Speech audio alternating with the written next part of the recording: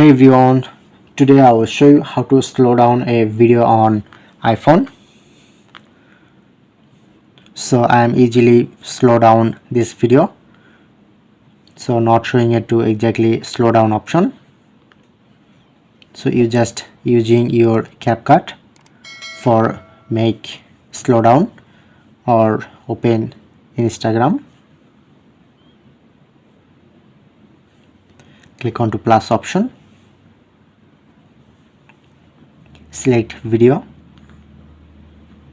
Click on next.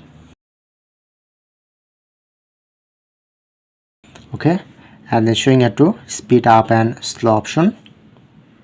So plus is a speed up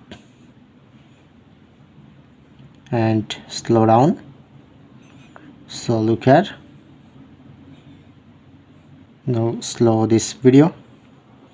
Click on to next. So swipe left to right side and then showing it to download icon. Just click on to download. So now save. Now I'm check.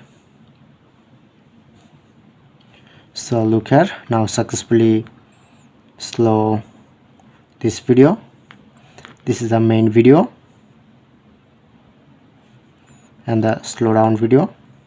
So that's it.